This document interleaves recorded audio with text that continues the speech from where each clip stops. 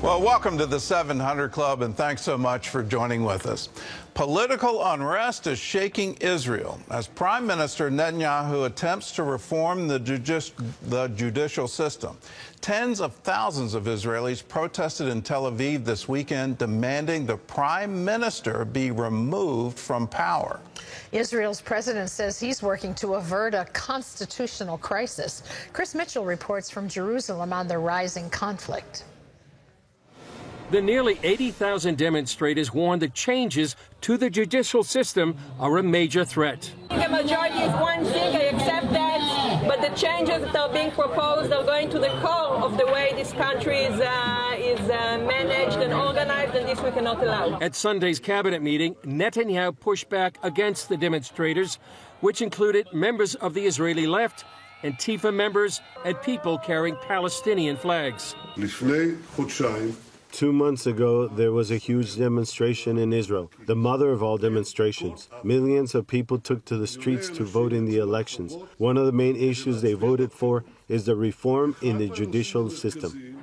The reforms are intended to give the Knesset and the government more control over the judiciary.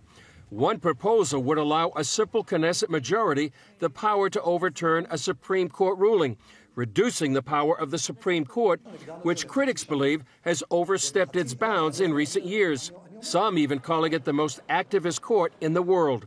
One suggested compromise would be that a special or supermajority in the Knesset could overturn a ruling of the Supreme Court.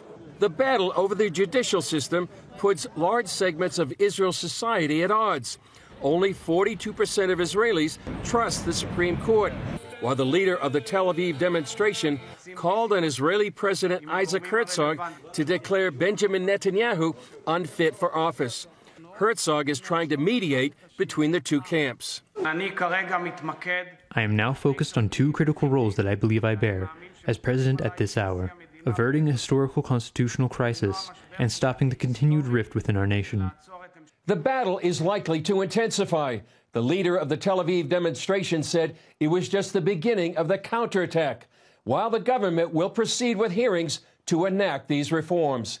Chris Mitchell, CBN News, Jerusalem. Well, it seems like the whole world is shaking, and whether it's Israel or Brazil or right here in the United States, and it all has to do with various arms of government exceeding their mandates and exceeding what is allowed. What's happening here is Benjamin Netanyahu was accused of corruption. Underlying that case is he gave a cabinet minister position to an owner of a news service, and supposedly he traded that position for favorable news coverage.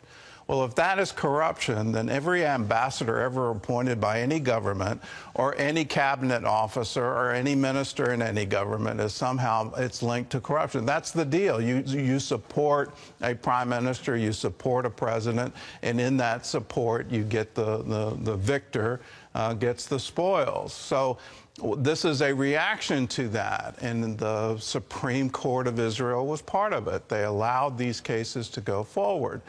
We've seen this in the United States, the weaponization of the judicial process, and Tom DeLay is sort of the poster child. He got indicted out of Texas. It took the Fifth Circuit to overturn that. Right here in Virginia, we had a governor who was indicted and convicted, and then it took the Supreme Court to say, no, your standard is off. If this is the standard, then any political deal in the history of the United States is now suspect, and you can't go forward with a government. So it is the response, well, let's have the Knesset be able to overrule the Supreme Court. Is that the way forward? In the U.S., we've had just incredible battles for Supreme Court justices, all because the judiciary started legislating from the bench and changing things without the approval of the people. When unelected judges go past their boundaries, that's what the response is. People say, well, we have to do something. For Netanyahu, it's very personal. He's been under this bribery indictment for years. No resolution to it. It was all an attempt to get him out of the prime minister role, and now we're seeing an attempt again. I hope judges, I hope prosecutors take this seriously. I mean, we saw it under President Trump.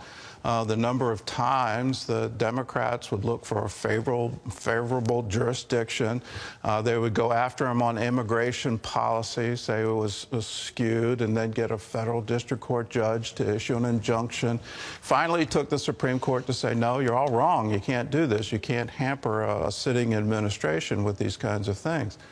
But will we see more of this? My prediction is yes, because the whole world seems to be polarized, and everything that can be shaken is being shaken. We, as Christians, have good news. We have a government that can never be shaken, and let's turn and ask for that government to intervene. In other news, former President Trump is calling out President Biden for his classified document scandal. Wendy Griffith has more on that story from the CBN Newsroom. Wendy? Gordon, President Trump is, of course, embroiled in his own controversy over the handling of classified material. In August, the FBI raided his Mar-a-Lago resort to get some 100 documents back after months of negotiations failed. In an interview with CBN's David Brody, Trump said Biden's case is much more serious. Obviously, it's a cover-up. It's a very sad situation. You know, he was coming to me. We have a much different situation. I was president. I have the right to declassify as president.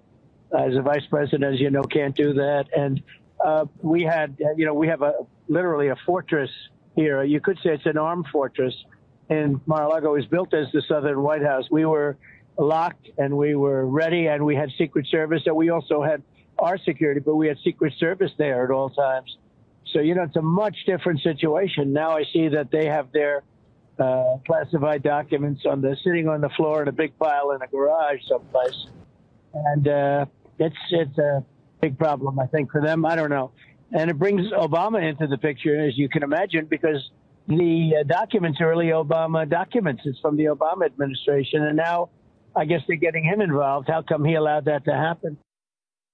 3 sets of classified documents, about 20 altogether, have been discovered at Biden's home and former office. House Republicans are pursuing investigations, calling for a list of visitors at Biden's home to be released. The White House says no such log exists. Well, churchgoers in Selma, Alabama are celebrating a miracle of survival after a tornado tore through the city last week. The twister destroyed the daycare at Cross Point Christian Church. The walls and ceiling collapsed into classrooms, but thankfully all 70 children and their teachers survived by taking cover inside bathrooms. Amazing. The church's pastor called their escape nothing but the grace of God. The tornado devastated much of the historic city of Selma, famous as a flashpoint for the civil rights movement. The city's churches are now giving out food and other supplies to the victims, helping others. Gordon, just a miracle. It is a miracle, and thank God for it. He is our very present help in time of trouble. You can always reach out in prayer.